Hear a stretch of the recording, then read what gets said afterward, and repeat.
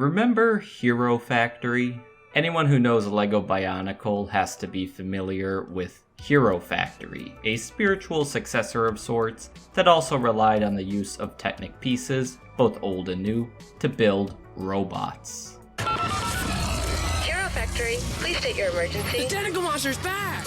I was never super into Hero Factory, seeing as it released immediately after Bionicle was discontinued. The only figure I bought was Furno from the first wave, but I kinda took Hero Factory as an opportunity to move away from childish things like toy collecting, which seems to have worked out quite well. Despite this, I can't deny that looking back, a lot of these sets were badass, and a small part of me does regret not collecting them at a time when the sets were fairly cheap.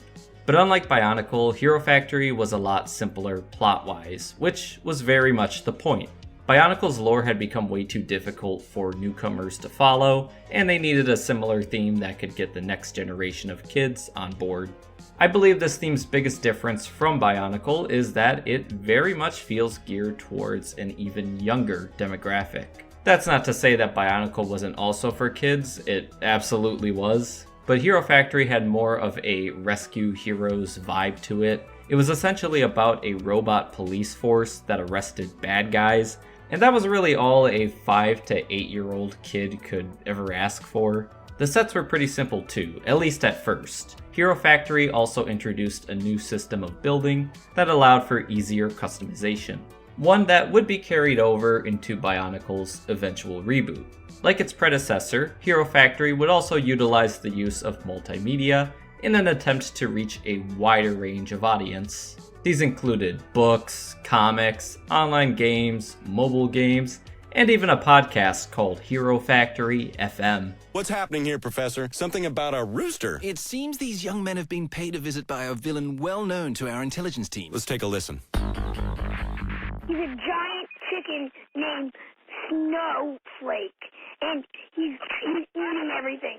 Oh snap, he just blew up my house. And of course, there was also an animated series, which would air the majority of its episodes on Nicktoons, where cartoons go to die. All of the episodes, with the exception of the last one, were animated by Threshold Entertainment and aired on this channel. The show actually started off not as a full series, but as a 4-part mini-series that premiered in September of 2010. This would eventually lead into further episodes as the toy line was expanded upon. By 2014, there was a total of 11 episodes. That is, if you're willing to include Invasion from Below, which, for the sake of this video, we will. But before I start talking about the show, let it be known that I have not read the comics or books associated with the theme. What I've managed to gather from the show and toy commercials is that it's a lot more lighthearted and comedic than Bionicle ever was. But I do recall being dissatisfied with the poor attempts of humor in the Bionicle movies I watched as a kid. I'm sorry. I don't know what's gotten into me. Oh, that's right. Some kind of monster! Oh, Matto. So perhaps the same applies to here. If that is the case, please let me know. Also, apologies in advance. I struggle to find some of the later episodes in a quality above 240p, so any clips I show of episodes 8 through 10 will look like ass. Starting off with episode 1, Trials of Furno, we have a pretty basic story about a rookie trying to prove themselves to their hard-headed teacher, Preston Stormer. These two are really the heart of the series. There are other recurring characters, but I found most of them to be entirely forgettable. Furno and Stormer are really the only ones most people will remember by the end of the series, even if they get less to do as the series progresses. The heroes are sent out on missions to capture criminals, while a Henry Winkler-voiced bot by the name of Zib watches their success and failures from back at headquarters. There's also Mr. Makuro, a Turaga-esque elderly robot, as well as the founder of Hero Factory, which really just raises further questions. He's voiced by the legendary Malcolm McDowell, one of those actors you think would be hard to get, but was pretty much willing to do anything at the time. I'm here to announce the most important innovation in Hero Factory history. The upgrade. It should be noted that visually, Hero Factory is great. It shares the same animation company behind the fourth Bionicle movie and is incredibly detailed, displaying the bots with various scuffs and scratches that act as battle damage.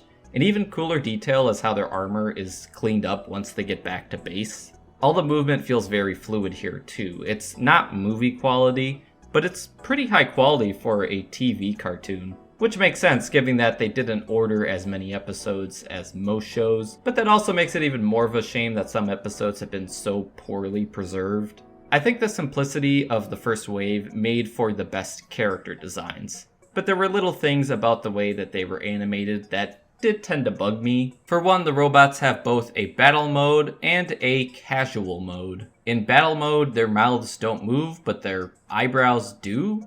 Not to mention that the battle armor has the detail of a mouth built into it. I imagine it wouldn't have been too difficult to animate, especially considering that you can sort of see their mouths moving underneath the mask. It's just something bizarre that stood out to me, really such a strange decision. When Hero Factory starts off, it's as simple as good guys catching bad guys. A lot of the villains have really neat designs, but they do feel a bit wasted when most of them aren't given any sort of interesting backstory. I think it would have been neat to treat Hero Factory like a superhero thing, where we get to learn more about each villain's origin and what led them to their life of crime. I'd also like to know why the villains look nothing like the rest of the city's citizens. They're usually these big hulking monsters with toxic waste barrels on their shoulders or some shit. I guess the obvious answer is they got some upgrades, but it seems odd to think just anyone can upgrade whenever they want to. That's not to say there isn't any development for these villains, one clear exception being Von Nebula. Throughout the first 4 episodes, Von Nebula is teased as a hero once known as Von Ness. When they finally reveal him in the 4th episode, we learn that Von Ness was a rookie that Stormer failed, who chose to abandon his mission, allowing the villain's escape, and leading to his eventual downward spiral. We have to wait for backup. By then it could be too late. I don't care. I'm staying here. Voiced by Mark Hamill and wearing a Hydraxan mask, I could have told you this guy was bad news from the start. I do believe Hero Factory could have benefited from more characters like this. Episode 2 and 3, which I kinda jumped over just now, are both perfectly fine. There's not too much to say here, although Episode 3, The Enemy Within, involves Stormer being subjected to a substance that turns him evil. Never really been a big fan of any sort of mind control or main character turns evil plot that's done this early on, but I think it really just goes to show that the characters in Hero Factory aren't that deep. It's definitely more concerned with being a toy commercial, and to be honest, it does an excellent job at doing that. Episode 5, Ordeal of Fire, is noteworthy as it takes place shortly after the release of Hero Factory's second wave, Hero Factory 2.0. Because of this, new upgrades are introduced to the heroes, changing their appearances. The episode is mainly about the heroes getting their asses handed to them and having to rely on their new upgrades in order to defeat yet another enemy from Stormer's past. Something that actually becomes quite common in this series' lore. You still don't recognize me, do you, Preston? Afraid not. It's a bit too redundant if you ask me. We're also introduced to some new heroes in this episode with Evo and Rex. And something that I didn't start questioning until this point was, where are all the women at? Much like Bionicle, there is a severe lack of female bots in this cartoon. Obviously because being for boys, LEGO thought that one female member was more than enough. There is one hero bot with the name of Natalie Breeze with the ability to speak to animals. Something you think would come into play quite often, but rarely ever does. Likely because animals are barely in Hero Factory. And then there's this news reporter named Daniela with a running gag where she abuses her camera bot. Listen, you little piece of scrap metal.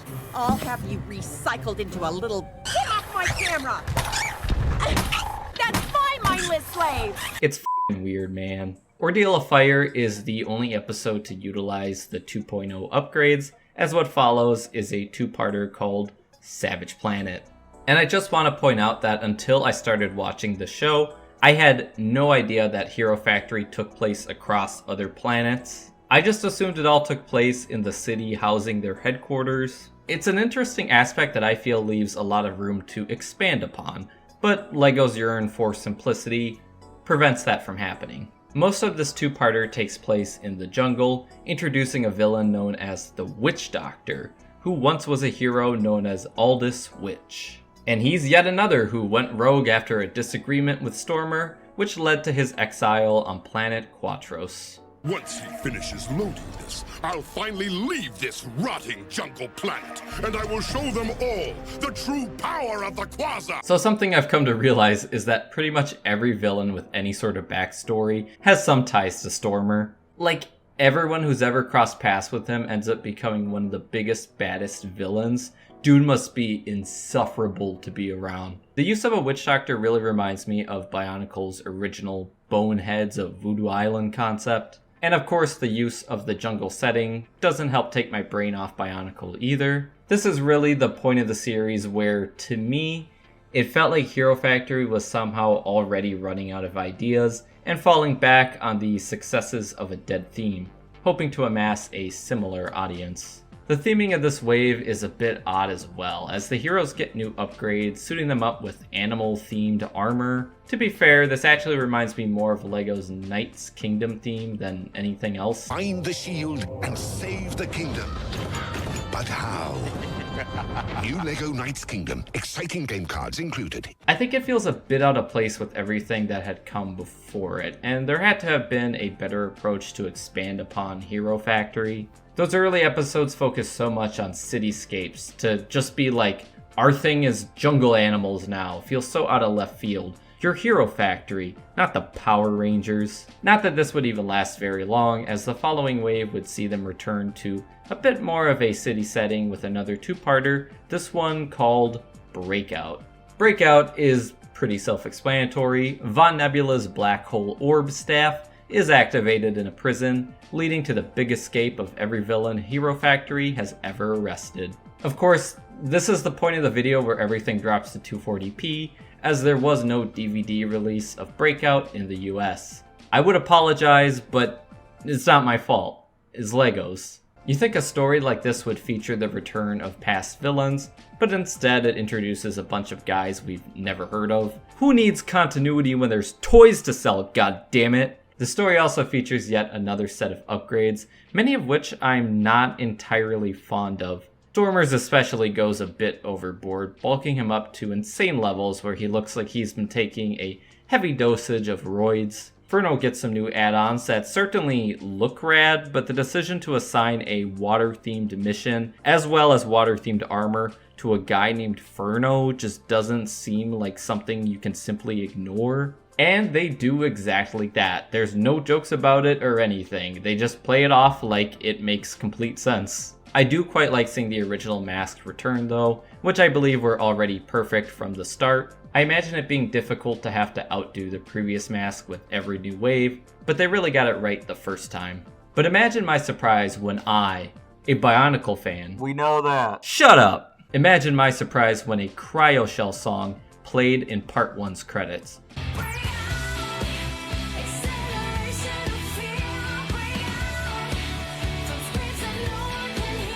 I didn't even know that they did any music for Hero Factory, just another glaring example of the theme immediately falling back on Bionicle's successes as a crutch. Not that I'm complaining. Black Phantom is the main big bad of Breakout, who orchestrated the mass breakout in order to distract the heroes while he steals all the power from the core storage, which will, in turn, blow up the factory as well. After defeating the rest of the escaped convicts, the heroes do meet up to take him down.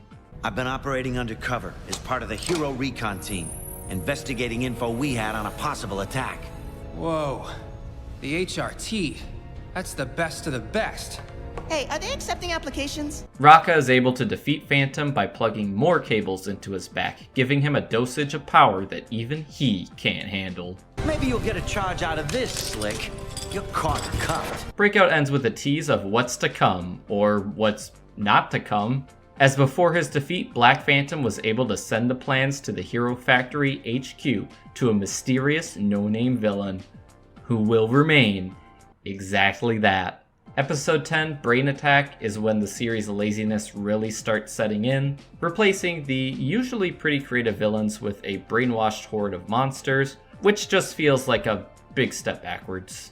This wave also results in yet another set of upgrades, one I find to be way too big a departure from everything that came before it. We went from a wave that called back to the first one to immediately designs that are unrecognizable with a bit too much going on. It's needlessly complicated in a way that did not have to be. By this point, the upgrades don't have much of a satisfying narrative purpose, at least not in the same way it usually did with Bionicle, which, yeah, I'm comparing them again. Instead, it feels quite repetitive. The heroes are always too weak to take on the bad guy, and falling back on a new upgrade to cheat their way to success. Brain Attack as an episode is fine, but it doesn't bother acknowledging the previous cliffhanger. Instead, it ends on another cliffhanger that also will never be acknowledged again, because this is where the series was at by this point, just throwing ideas at the wall with none of them sticking. Brain Attack would be the final episode of Hero Factory to air on Nicktoons, as well as the last one to be animated by Threshold. If you really think about it, this is sort of the end of the Hero Factory TV show, but that won't stop me from discussing Invasion from Below, an episode that aired online only that was released alongside a tie-in game of the same name.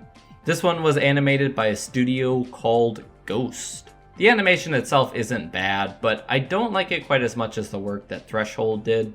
On top of that, the decision to add the bright blue pupils to our heroes this late in the game just feels all kinds of wrong. To add insult to injury, the voice cast is all new here as well, which I believe was due to budgetary reasons, the same ones that led to them switching studios. This episode made me want to take back a lot of what I said about the rest of the series being a toy commercial, because this one really feels like a toy commercial. Like, it belongs in the same realms of a man has fallen into the river in Lego City. Aka, start constructing my freezer battle machine on the remote builder. On it! Build the helicopter! And off to the rescue! According to Christian Faber, a well-known creative among Bionicle and Hero Factory fans, Invasion from Below was originally meant more as a placeholder story, at least until they had a better story planned out. But unfortunately, this would end up being their final realized concept. This was the point of the toy line where things had really gone off the deep end, as the focus moved over from building Technic robots to building Technic mechs. In its defense, the idea of a Lego Technic line of mechs is actually something I find to be extremely cool. The problem was, instead of using it for a new theme, they decided to repurpose Hero Factory into it, in what felt like their last desperate attempt to garner interest in the theme. Like I said, the mechs are cool. They remind me of Lego's Exoforce line, and I can guarantee if Lego did a Technic line of mechs today, I would be all over that. Much like Brain Attack, the Rogue Gallery is once again traded in for a generic horde of monsters, of course controlled by an evil insect queen, a tired trope, but one that I'll let slide. Well, I'm pretty angry myself. Just a sec, Emo. In the end, the heroes are able to successfully seal the tunnel that the creatures were emerging from, as the city's construction workers instead decide to build a bridge over the city. Just a massive waste of taxpayers' money. Once again, there's a little cliffhanger tease with a cocoon hidden away on the hero's spacecraft, but guess what? This never gets addressed again. So that's a total of 3 separate cliffhangers before Lego's Hero Factory line would be inevitably cancelled in favor of the return of Bionicle in 2015. Which makes sense. It was clear that that's what they wanted to be doing all along, but the real irony is how Bionicle's big return would last even shorter than Hero Factory's reign. Just like any other Lego theme, the discontinuation of it really had to do with declining toy sales more than anything, and I think it's clear to see why that was the case. Judging from the TV show and various waves released, Hero Factory was a theme that struggled with identity. It never seemed to know exactly what it wanted to be, or which direction to take its story. Every time some element of an overarching story was set into place, the series would take a turn in a completely different direction. It really lost sight of the simplicity of those first few waves. Of course, I've probably spent too much time in this video talking about the the theme in general and being overly negative about it, when it comes to the show itself, this is a perfectly watchable kids show. And despite being more of a Bionicle guy, I sort of prefer this to the Bionicle movies, just because the often humorous, more child-friendly tone just feels more right for this theme. I definitely enjoyed this more than the Bionicle Journey to One show, which felt quite lacking in all things entertaining. Yes, this is a blatant toy commercial, but I could see a lot of young kids getting enjoyment from it, even if the toys are no longer available to purchase in retail. That's just one of those things that will always be an issue with LEGO media. The fact that it exists to sell toys, but the majority of these themes don't stick around very long, making their shows feel like distant relics from another time. Overall, I did quite enjoy the Hero Factory cartoon, just more so in its earlier episodes. I don't think many adults will care to watch it, but it's not exactly made with them in mind, is it? I thank all of you who joined me on this heroic journey. It was nice to learn a little bit more about a theme that I was always a little in the dark on. But until next time, keep watching cartoons and keep playing with Legos, you weirdos. Bye.